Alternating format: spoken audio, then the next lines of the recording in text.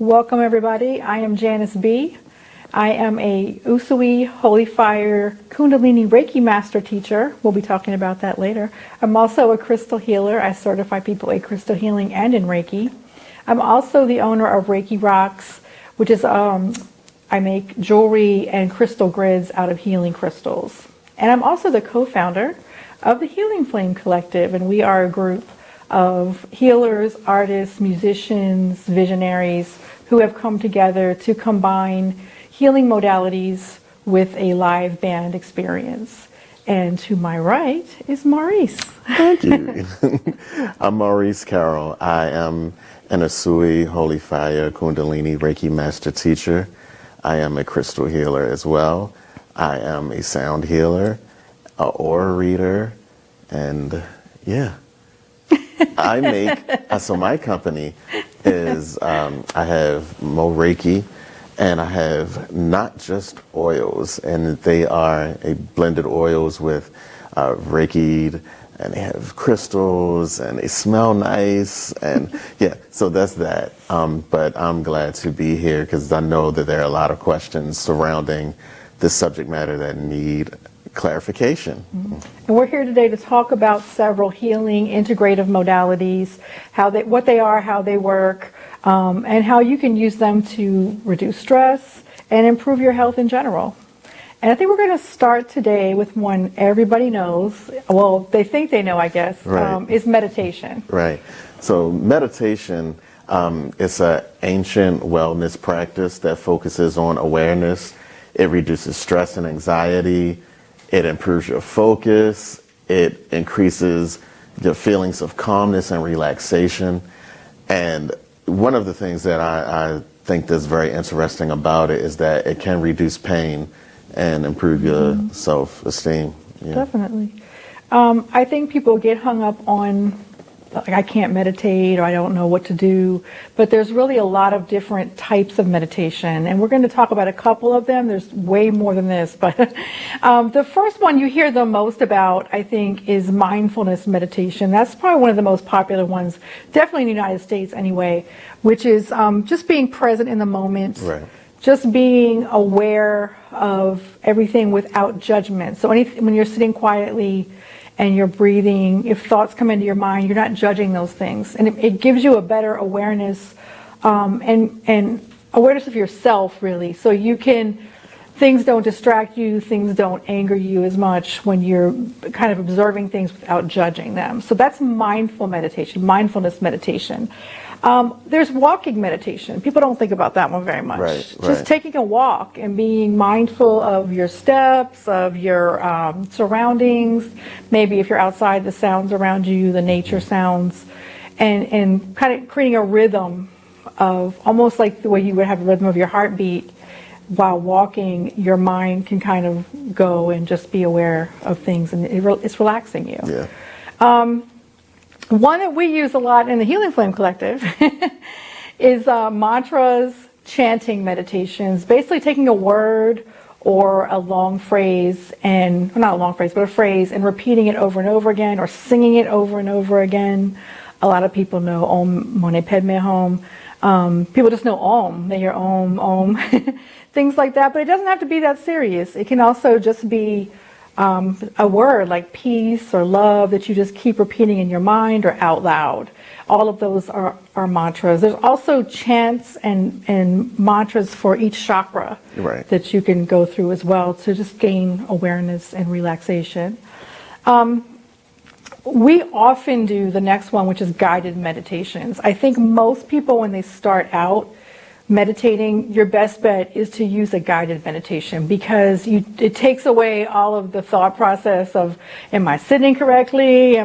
Should I close my eyes now? You don't have to think about any of that. You just sit back and let the person who is facilitating the meditation guide you through it. Most people will respond better, even like with sleep meditations as well, to have somebody talk them into it until they get used to doing it themselves, and then you can kind of have that voice in your head without listening to somebody else. Go to sleep. But there are a whole lot more. Those are the main ones we're covering today. And when you come to see the Healing Flame Collective live, you do get mantras and guided meditations Right. and mindfulness meditation all Right. combined together. So a lot of times people ask, well, when should I meditate? How long should I meditate? What times are best? What do you Right. think, Maurice? Yeah, that was one of the things that I had some issues with when I first learned about it. I got, I don't want to say anxiety, but I was like, well, You get anxiety trying to how, meditate. yeah, like how long am I supposed to meditate? Is there a specific time of day?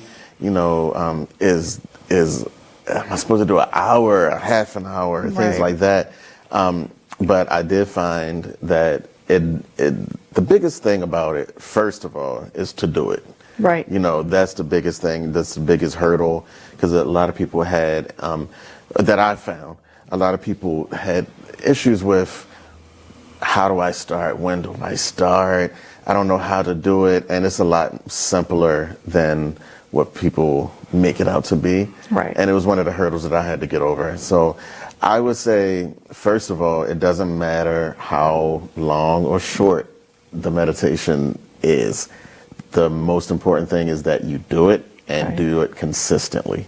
Right. When do you do it?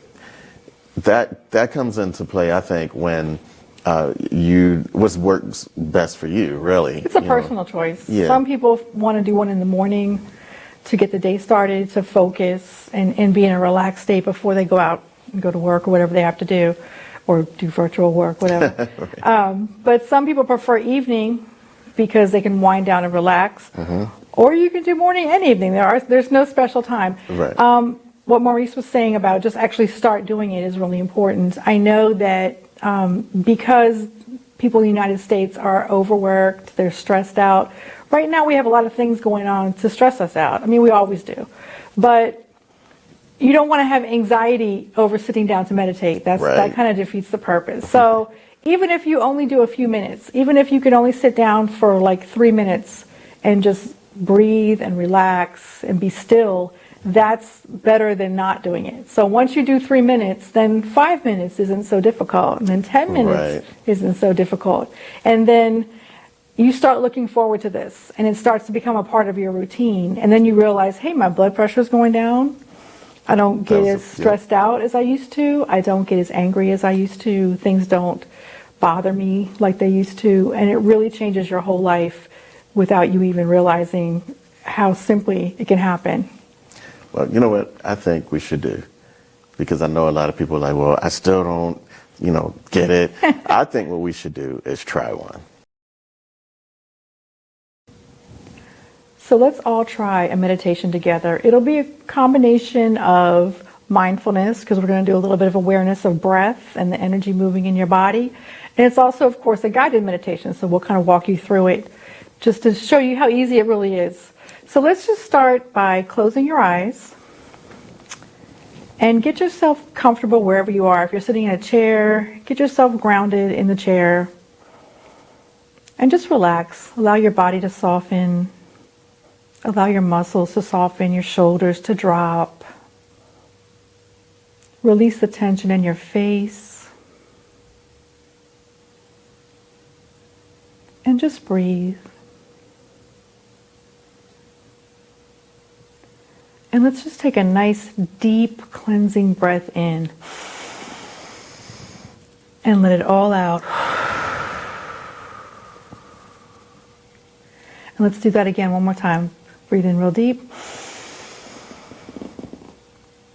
And let it all out. And just breathe naturally,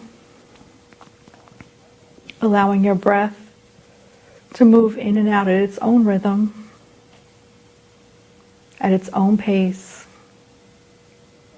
without judgment. You may find that it speeds up sometimes, or it hesitates sometimes.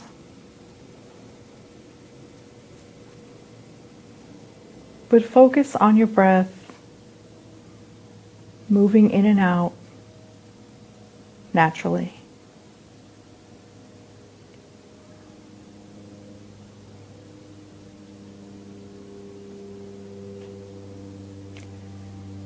And set the intention to slow down.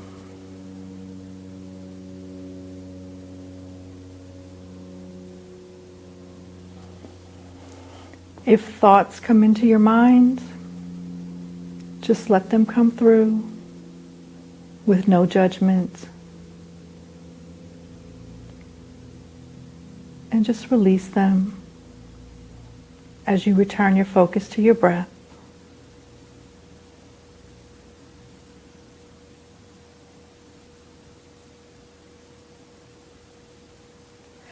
Now bringing your awareness to the center of your chest, your heart beating.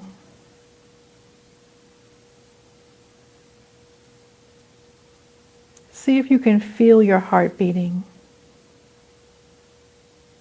as a sensation, as a pulse, or as a sound.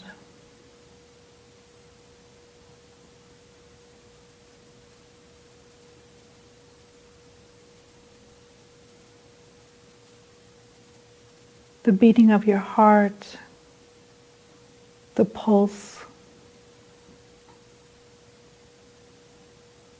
moves through your body. And for a moment, bringing the awareness to your palms.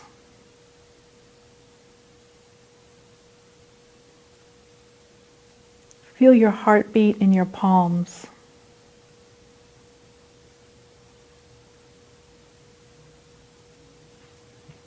Again, as a sensation or as a sound. Feel your palms getting warmer with the beat of your heart, with your blood flowing to your hands. And just observe that for a moment. Still breathing naturally.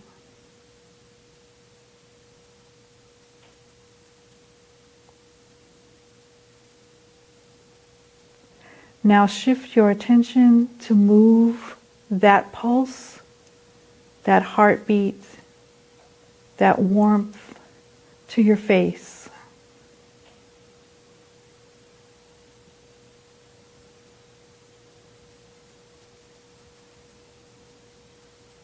Feel your heart beating, your pulse in your face.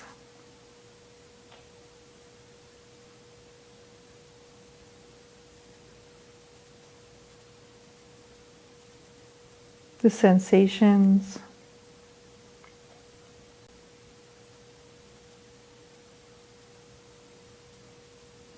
And now returning your focus back to your heart center.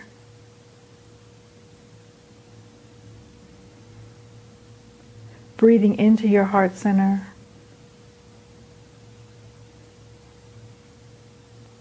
Breathing naturally. Slowing everything down.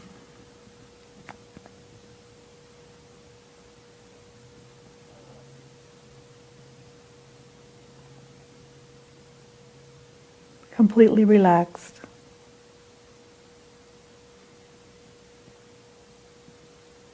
And when you're ready, bring your awareness to your eyes. Bring your awareness back into the room. And slowly open your eyes. Are you relaxed, Maurice? I am relaxed.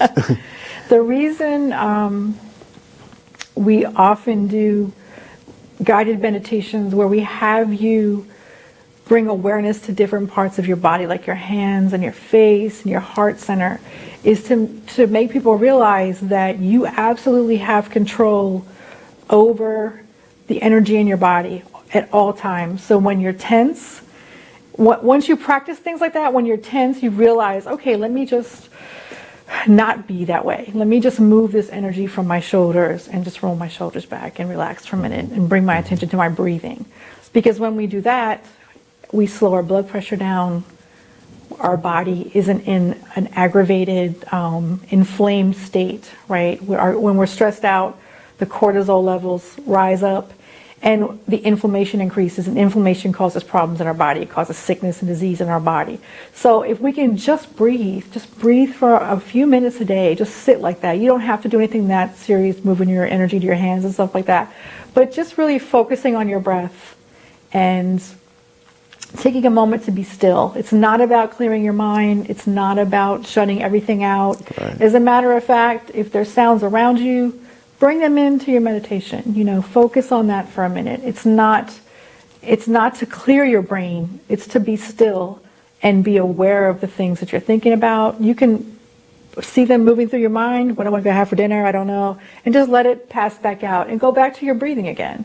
And once you get used to doing that, it becomes a habit, and it's just something you do all the time, not just to release stress, but just to prevent it, right? So once you're in that state, then you're calm more often than not, and that's where you want to be. Yep.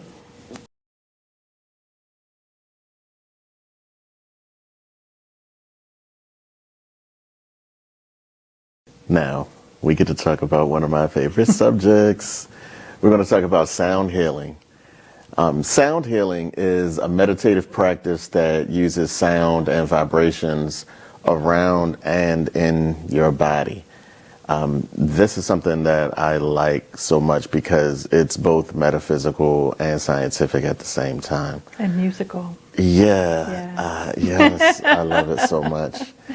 So, the types, let's go. There are a lot of opinions about sound healing. And in those opinions, we have a lot of people who throw that title on, which is fine, because, again, it's all about intention. But that leads us to understand that there are different types of sound healing. Right. Okay, so some of the sound healing techniques are when you play the bowls, whether they be Tibetan or glass, playing the bowls and getting a frequency out of it, or using the tuning forks and getting frequencies out of it. The most important thing when you're using these instruments is the intention behind it. Right. Making sure that your intent is to heal, your intent is to help, and when you are using these, a lot of times they'll be tuned to a certain frequency that we use in and around our bodies. So the scientific approach to sound healing is when those frequencies are specifically calibrated to a specific vibration that'll help your cells regenerate. And so in that, I think that when you use both or either, that it's for a positive, uplifting, healing technique. I don't think you can, it's like a lot of people right now are getting into holistic things and practice, things that are ancient practices, and taking them and making them their own. And there's good and bad about that. But like Maurice is saying, if your intention is to feel better, and it makes you feel better to play this bowl, and you don't know what note it is, or what body part it's supposed to go to, or what chakra, whatever. If your intention is to make yourself feel better and it works, then it's great. But that's not really technically sound healing. When you're talking about healing someone using sound, there are kind of specific parameters around that. And you can go have what they call a sound bath, where there's a lot of bowls and they're all playing at the same time, and gongs and all of this, and the vibration is amazing, but it's not necessarily aligned to specific things in your body. So it can be, but maybe not. So either way works. But I think when we're talking specifically, I know you, when we're really talking about sound healing, Maurice is very much about the definition, the detail, about actually using the right frequency with each part of your body, each chakra, which we'll talk about later. But there's a lot of other types of things besides bowls. So, everybody can't get their hands on a tuning fork or a bowl at all times. What you do have with you at all times is your voice. And you can use your voice to use techniques like we talked about, with the mantras and the chants. And when you use that, you can hone in on a specific word or hone in on a phrase, on a particular note, and hum it or sing it, or, long as you're using your body to get that sound out, that will help with all of the things that are happening internally. I like it also because, and just we talked about meditation, when you are using your voice as that key to kind of help you, it helps you focus in as well, because when you're singing, it shifts something in your mind where you're concentrating on what is coming out. Right. So vocal sound healing is. And vocalizing is a release anyway. So, Absolutely. They have not even talking about sound healing, but just telling people to go out and scream, just to let things out. Same principle. Just using what you already have to align yourself better and let go of all the tension in your body, especially in your throat. A lot of us in our throat chakras, right? And breathing. It helps with breathing as well. It does. I just made a face at Craig, so now. So with singing, using your vocals, with the breathing, when you're playing the bowls, when you're playing the forks, a lot of times we find out that they are all tuned to chakras. Right. And we often throw that term around, and some people don't know what a chakra is. Right. So let's define what that is, and so that you guys can understand what chakras are. So chakras, first of all, chakra itself is a Sanskrit word that means wheel. And they relate to the energy centers in your body. There are a whole lot of them, but for the most part, most people know about the main 7 ones. And when we work with all these modalities we're talking about, whether it's sound healing or bowls or chanting or whatever we're doing, even meditation, we can do chakra meditations. Mm-hmm. We're talking about aligning all the energy centers through your body. So the main ones people work with are 7, right? So the first one, and we go from bottom to top. So the first one is the root chakra. And it's the base of your spine. And generally the color red is associated with that. And it represents your safety, your security, the things that make you feel comfortable in your skin, really, and grounded to the earth. And the next one up is sacral, which is orange. And that chakra is for creativity and passion and sexuality and spontaneity. The next one up, which would be above your navel and under your breastbone, I'll demonstrate on myself, is the solar plexus, which is yellow, solar like the sun. And that's your power center. So your confidence, your leadership skills, also your joy and your happiness and security in yourself. The next one up is the heart chakra, which is green. And that's, of course, heart, love, compassion, love for yourself, forgiveness of others, forgiveness of yourself. Definitely the center of the energy through your body, right, is your heart. The next one up is your throat, which obviously is your neck. And you're all this area here. And it's usually blue, a shade of blue. It definitely, of course, is your voice. It's also about your ability to speak your truth. It's about not being uncomfortable with silence. It's also not being afraid to speak up or being shy. So the next one up is the third eye, or the brow, whatever you want to call it. Mm-hmm. And this one is normally purple. And of course is your intuition, your all-knowingness. Just when you have that feeling like you know something's going on, it's from the third eye, right? Your awareness. Awareness of things that aren't always seen right in front of you. And the last one, number 7, is the crown chakra. The crown chakra is the top of your head. It's your connection to divine energy, the heavens, whether you worship a deity or not, whatever you connect to, that's your awareness, and your connection there is your crown chakra. Sometimes you'll see it a magenta color. Sometimes it's white or just like a really light pink color. Mm-hmm. But those are the 7. Those 7 also have mantras that go with them. So when we're chanting, when we're doing, if you've been to the Healing Flame Collective, I haven't asked to do the Soul Light Journey. If you've been there for our meditative experience, you know that we guide you through all of them. Should I try to test myself on what they are all the way up? No, let's. I think what we should do. Let's. We should let's go make to them come listen to the soul light journey. Yeah, I agree. Right. Okay, we'll do I that. agree. But what we can do is go to one of your favorite subjects. Uh-oh. So let's go to Let's guess. crystals. let's go to crystals. Let's talk about some crystals. Okay, let's talk about crystal healing. So crystal healing is a big thing right now. Everybody wants to be involved in it. Everybody is excited about it. Everybody wants to learn about it. I know this because people keep coming to me constantly asking me questions about crystals. So crystals are solid materials whose molecular structure has a repeating crystallized pattern inside of it. That's how you identify them. That's the geeky scientific term. But really, crystals are stones, right? Some stones, some crystals are not really crystals; they're glass. But that's too technical for you guys. Really, they're rocks from the earth. They're created from the earth, and they have energy around them.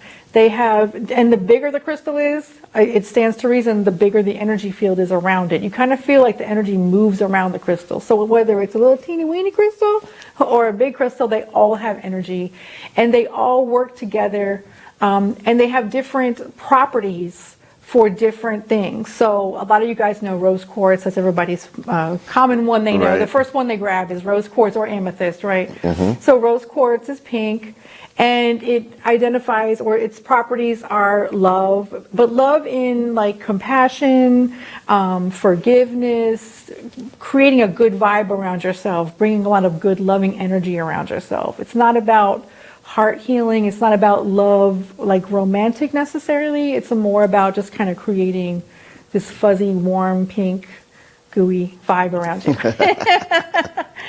But there's all kinds of crystals.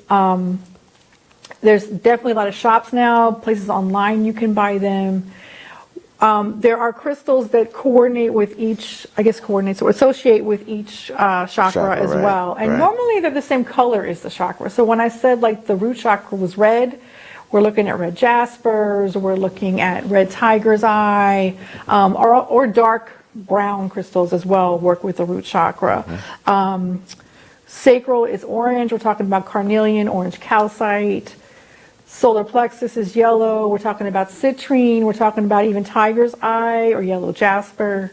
The heart is green. A lot of people grab rose quartz for the heart, but we're talking about green for the heart. So the green is malachite, green calcites, some of the chrysocolas, things like that. Throat is blue. I have one on for you. Lapis lazuli. So it's very small, as you can see. Sodalite, blue calcites, any of those kind of colored stones. Third eyes are purple, so we're talking amethyst, we're talking lepidolites. And the crown chakra is usually white or clear crystals, but you can kind of switch up the third eye and the crown, I think. But clear quartz, selenite, apophyllite. Everybody's writing down all these. But there's specific crystals that work on each chakra, but you can also change them around. You don't have to use them for the same one. The one thing that people ask me all the time is, how do they work? How do they work? Well, like I said, they vibrate. So they're working with their vibration. If you put them on your body, they're working specifically on that body part. If you have them in your room, they're bringing that vibration into the room.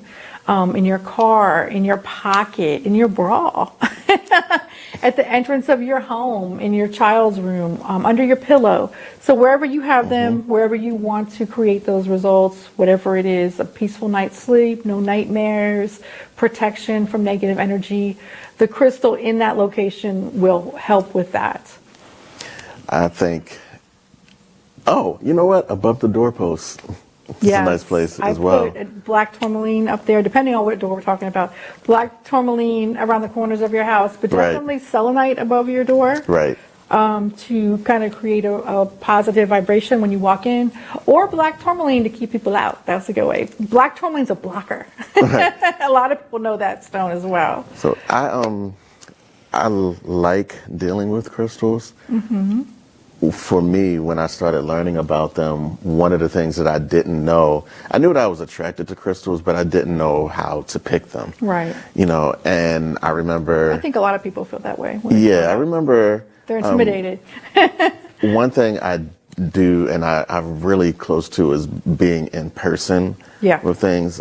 It's a little challenging for me to do things, over the internet Online, and things yeah. like that, and online. Yeah. So being in the same place with the crystals and holding it in my hand and seeing, what type of feeling I'm getting from it, if it's resonating with me or not. Right. A lot, if you're just learning about crystals, and as Janice just said, how they vibrate, they give off a specific energy. And when you hold it and you touch it, you can feel that energy resonating with you. If it doesn't, then you know that it might not be the one for you. For me, there's another time when I'll go to, you know how you go to some of the vendors and they have a whole lot of the same crystals.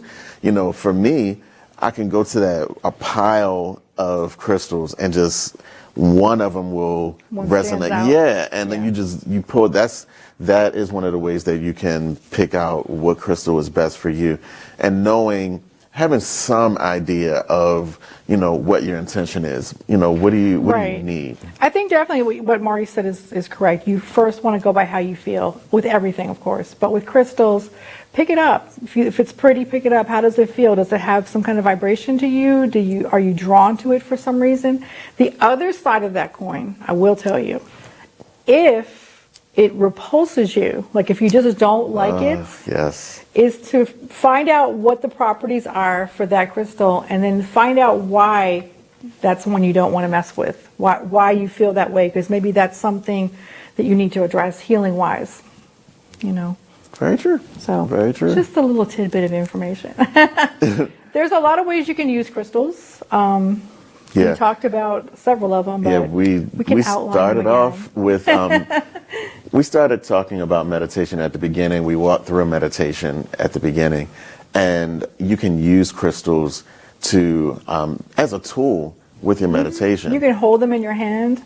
If you have pointed crystals, you can put the point in your palm and hold it so that energy is going up your arm. You can surround yourself. You can lay them on your body. You could do a body layout, put the crystals on. You can come to us and we'll do that for you. That's true. But with meditation, you're really using the energy of the crystals and the properties to help your meditation, help facilitate the purpose of your meditation. So if it's calm or peace or whatever it is, you're going to use a crystal for that purpose, obviously. I make jewelry. I make wrapped healing crystals and crystal grids. And jewelry's another great way to wear them right on your chakra.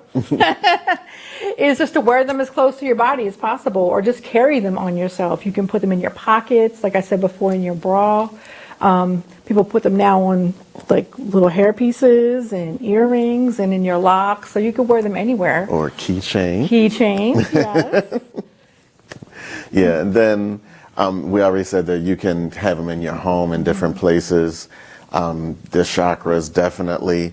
And, there are some places where you can get the chakras and the stones are already in package, prepackaged for you. And those, if you're a beginner, that would be a great place to start, because it has multiple functions. Not only do you get the energy from the crystals, you also have something to work with your chakras when you're meditating, and it kind of pulls all of the modalities together. And they've done all the work for you, so you don't have to look for a specific blue crystal for your throat. It's already there. Right. And oftentimes they're flat, so they'll lay on your body easy too. Right. They are good beginner sets for sure. Right. Let's talk about grids. Can we talk about crystal grids for a minute? Let's do that. Let's do that. So grids are the mystery. Grids are the part of crystal healing that people have the most questions about. And I do train people in how to do crystal grids and certify them in that. But grids, it's not that complicated. They are a geometric pattern of energetically aligned stones that are charged with intention. Intention is always important for a particular objective. So that sounds like a lot of words, like a word salad, right? What it means is you're taking crystals that, of course, have their own energy, right? And you're putting them in a geometric pattern. It doesn't have to be a fancy pattern. It can be a circle, it can be a spiral, it can be a figure 8. And that movement of that grid, that sacred geometry or that geometry shape with those crystals increases the energy flow of that intention. So if I'm trying to make protection in my home, I'm going to align stones that are for protection. And I'm going to have stones that amplify those stones in that pattern. It's a pattern. It's a movement, just like everything in the universe, right? It's all energy. It's all moving. And it's amplifying that energy for that purpose in that area. It doesn't have to be like a ritual thing. Like a lot of people think it's like a ritual thing on your altar. It can surely be on an altar if you have one. It can hang on the wall. It could be in your desk. It could be under your bed. It could be at the entrance of your home, a car, anywhere you want to have a grid, anywhere you want to do it, in your garden, anywhere you want to amplify an intention with stones. That's a grid, and you activate it. I'm giving you too much info. I got to teach you that. But you activate the grid, and that's how it works. So it's really not that big of a mystery. If you figure if one crystal has that energy, and you put a whole bunch of crystals in a pattern that has a movement to it, and then other crystals to amplify it, you're just going to create more energy, right? The flow is going to be better. One of the things that all of this stuff kind of locks together, we talk about sacred geometry. And you use sacred geometry in your music, right? I do. Do you want to explain it? Or? Yeah, so in music, sacred geometry and shapes all have a frequency that's associated with them. And what you do is find the frequency that is associated with that shape, and you can actually play out the note that those shapes are. Right. And then sacred geometry, all of the curves and points all add up to a specific number. And then all you do is find out what geometry shape that you're using, and then find out what that frequency number is, and then play the frequency. Right. And in grids, people know of Metatron's cube and the flower of life and the seed of life and the Sri Yantra. It's a mathematical ratio. They all are the movement and the sound of the universe in a shape, which is actually a ratio, a math problem, which is also a note or a chord. All of those things work together. Everything is connected energy-wise. And that's what sacred geometry is. In grids, it just kind of amplifies the movement more. So if you're picking a specific shape, like maybe the circle of life is very feminine and round and moving that way, maybe that shape resonates with you better than Metatron's cube, which is a really bold and an abundant shape. There's no right or wrong. It's, again, what you feel and your intention. Yeah. For those who are more on the scientific side and want to know, this all sounds so metaphysical and mystical and things like that. If you look at, here's a little hint, write it down, go look it up if you don't know. Look up the number 9, and you will see how these shapes and the notes and everything universal lines up with the number 9. Whether it is divisible, whether it's multiplied, you'll find that number 9 is the center of it. So what I would suggest is that when you are dealing with grids and you're dealing with all of these different things, is to take a closer look, research, read, study.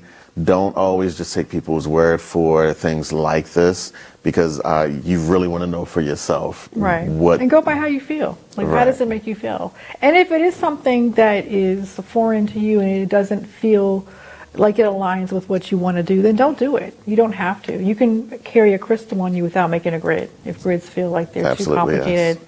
But definitely, I think they really are powerful, and they definitely work to amplify your intention.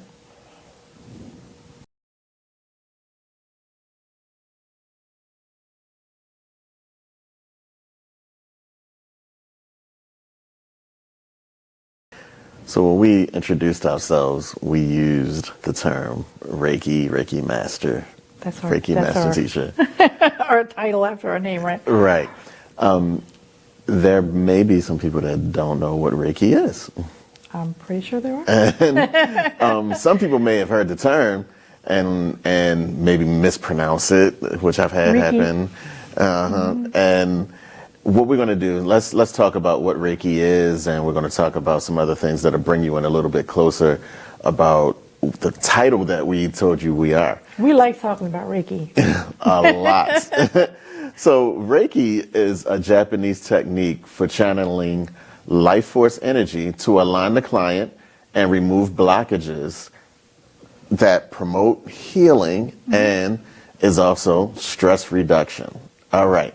So when we talk about Reiki, That's the PC version, kind of. yeah, and we need to break that down a little bit. We might want to say what life force energy is. A lot of people have an issue with that. They don't understand, So it's like the energy that runs through every living thing is life force energy. And when you're doing Reiki, that's what you're working with. And the same thing with acupuncture and Qi and Qi, like Qigong, things like that.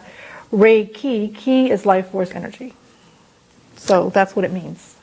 I just know people are going, what's life force energy? That's true. That's true. Carry on. There are a lot of terminologies that you'll hear us talking about, and you can always either contact us, we can explain it, come to one of the classes. Yeah, definitely. And, we'll be able to give you an easier way to understand it. It's not as complicated and mystical as it sounds. So when we're talking about Reiki is one of those things where you have, you need to understand the history and the different modalities of Reiki. Yeah, there's a lot of different kinds of Reiki, and right now everybody's kind of taking it and making it their own, and sometimes that's a good thing. Right. Sometimes it's questionable.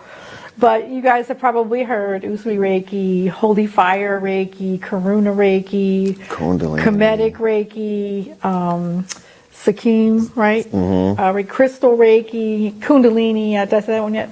There's a lot of them. Right. But the traditional, when you're talking about Reiki, that's a Japanese word. So if the practice is not of that, the history of Japan, then it's not really Reiki. You're still working with the same energy, right? So it's the same life force energy. It's just not necessarily Reiki. But I think that term is used a lot because people are familiar with it. Oh, well, if it's Reiki, they're putting their hands on me and I'm getting some energy.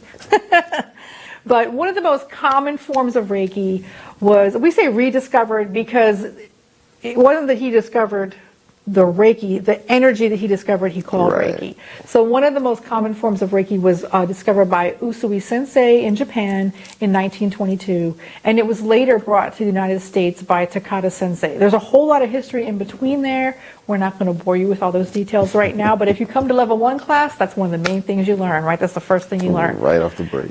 Now it's becoming recognized as a mainstream modality.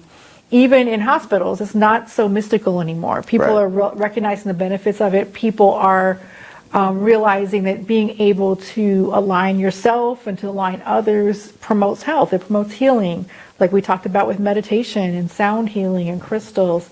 If you are energetically aligned, your cells are operating properly, you're releasing stress, you're releasing inflammation, and your body is being set up to heal itself. It's not about someone laying their hands on you and healing you like, oh. It's about the intention of channeling that energy and the person receiving it and aligning them and making them feel better. So the way you do Reiki, that's always a question, what are you going to do to me? Generally, it's administered by the laying on of hands, or it doesn't have to be hands. If you don't have hands, you can still do Reiki. You can use your eyes. But for the most part, it's hand positions that are placed on the client to bring the energy through. The practitioner, the person doing the Reiki, is a conduit for the energy. So we're not really controlling it. It's not our energy. We're just bringing it through and putting it through the client. So it's not about us. People get hung up on that as well. Right. Well, what if you have bad energy or whatever? It's like, well, hopefully you're not going to somebody for Reiki if they have bad energy, but anybody can learn it. The biggest thing, we get a lot of pushback about it being a religion or interfering with a religion or a belief system. It is absolutely not a religion. There is no dogma attached to it. There are no religious rules attached to it. You don't have to join something. You don't have to worship someone. It has nothing to do with that. It exists outside of that. It is a spiritual practice, but it does not require a specific belief system. Is that a good way to say it? That is a great way to say it. I know you have a whole class on this. I do have a class on this. And the reason being is that in organized religion, there are, you have questions. You know, and then sometimes you have things where you're like, oh, I'm going to stay away from that. And a lot of times it's because you don't have enough information on it. Yeah, it's a lot of fear without knowledge. Yeah, and one of the things that I do in my class is explain how Reiki works and how it can be a tool to use with your religion Absolutely. or with your spiritual practice, and how it's not attached to anything else. Like, you don't have to worry about it interfering with your beliefs and interfering with your alignment, things like that. This is something that is powerful to use no matter what your religious practices are. I think also, and some people have mentioned this, some of our students have mentioned this, that I do believe that most people who practice Reiki do have some kind of a spiritual belief. They do have some type of a belief system. It may not be in an organized religion, but it could be Christianity. It doesn't matter how you worship. But most people say it makes them feel closer to that source because they're becoming aligned, they're becoming awakened, they're opening themselves up to recognizing the power of their own energy, the power of their own spirituality, and that connects them closer to source energy. So I think that's the issue with a lot of churches. I'm not going to say it's not really religion, it's the churches and the system, the business system, that doesn't want you to do that, because if you do that, then you're probably they'll think you don't need them. But it doesn't have to work that way, right? Most people who practice Reiki have some kind of a spiritual connection, whether it's God or some other, but you don't have to be, you don't have to abandon your beliefs. That's probably the best way to say it. You don't have to abandon your belief system to receive Reiki or to give Reiki. So if I'm a Buddhist and somebody else is a Christian, I can still give them Reiki. They can give me Reiki. It has nothing to do with that. It's really about love. It's about giving someone good energy. It's no different than doing a prayer circle for somebody or laying hands on somebody or just hugging somebody. When you touch someone with the intention of healing them, making them feel better, they feel better, right? So it's a similar process that way. But with that said, though, Reiki isn't something, even though anybody can learn it and do it, it's not something, involved. You can't just come in and be like, okay, now I'm a Reiki master. You have to get some training. There are some certifications and some steps that you have to take to practice this professionally.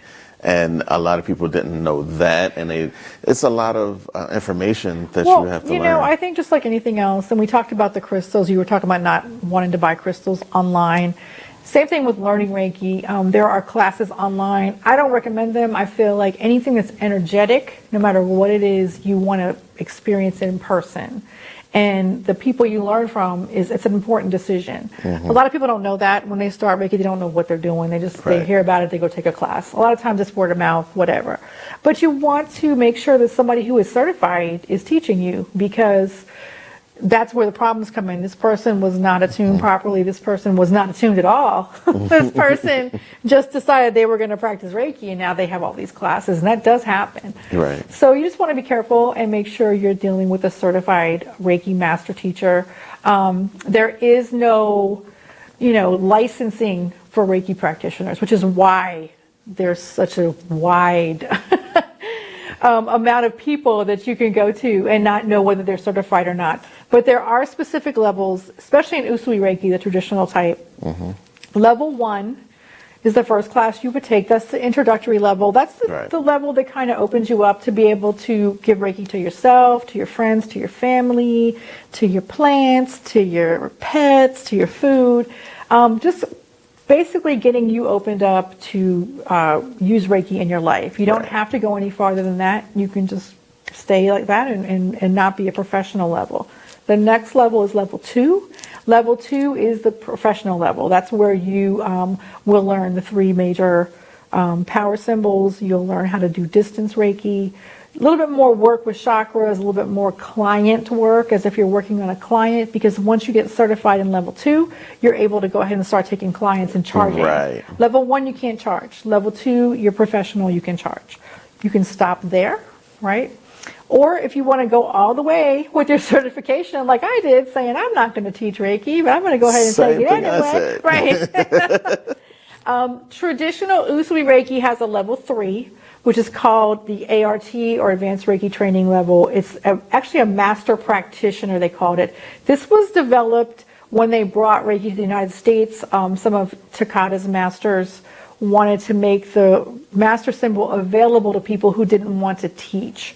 So there is a level 3 in traditional Usui Reiki. I don't teach a separate class level 3.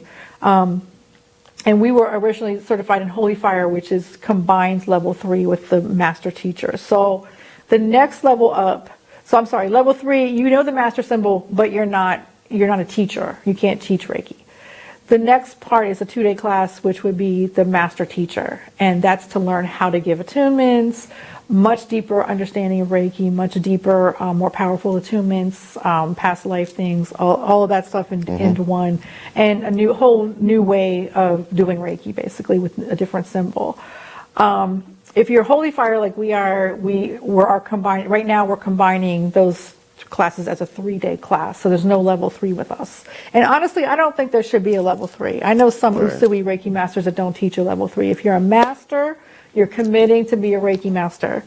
And that means you know how to teach, whether you're going to or not. So I really recommend people not trying to shortcut it. I feel like level 3, I took level 3, it was available when I was learning. So I feel like it needs to be a part of the whole experience. And it's a big experience and a big step to be a Reiki master. It's not to be taken lightly. It's definitely a different walk in life. And it's an honor to be able to teach people. So, having said that, there are different types of Reiki that have emerged. We talked about it earlier. Maurice and I are certified. I got to get the whole list. We got a list now. Right. Traditional Usui, right? Holy Fire 2, which is what we are, and then Kundalini, we just recently became certified masters in as well.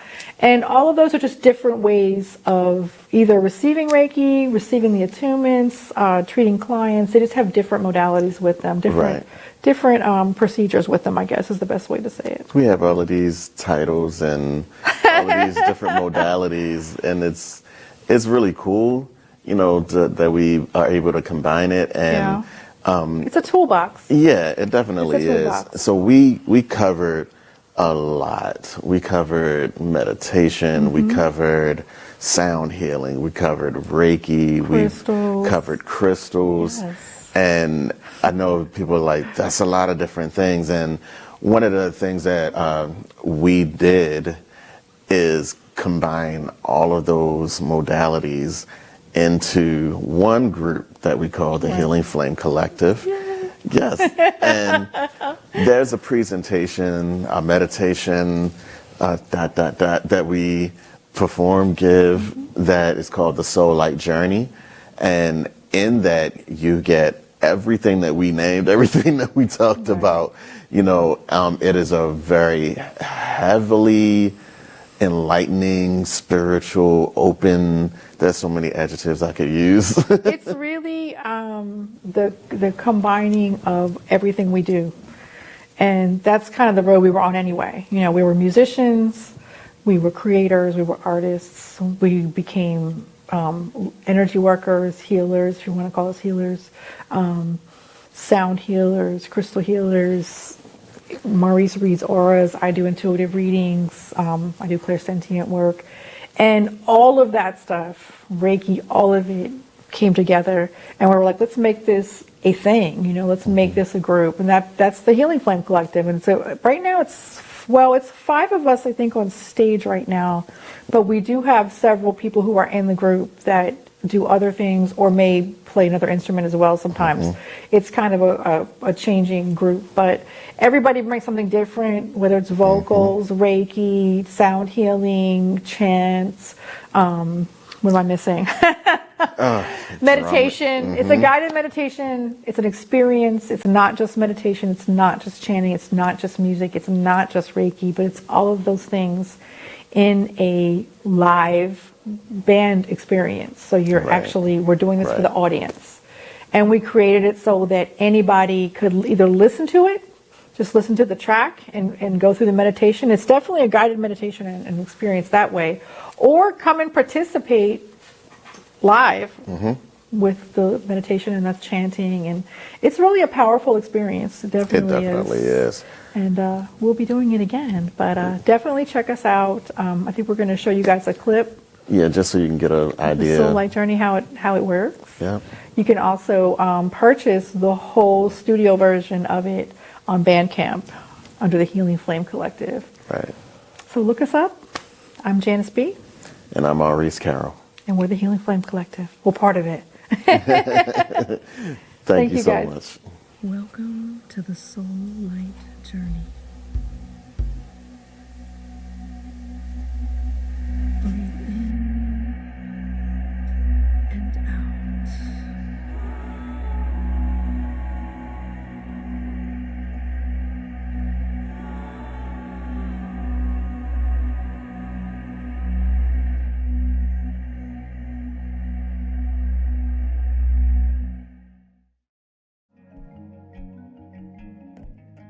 I am. Awesome. I came in feeling one way and I'm smiling right now, so that was really good. The feeling I have now, prior to when I came in, is just a burden off of me. I came here, I feel unburdened and unshackled. You know, I just feel relaxed.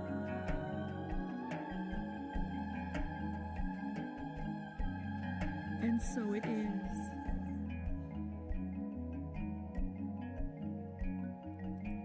And so it is.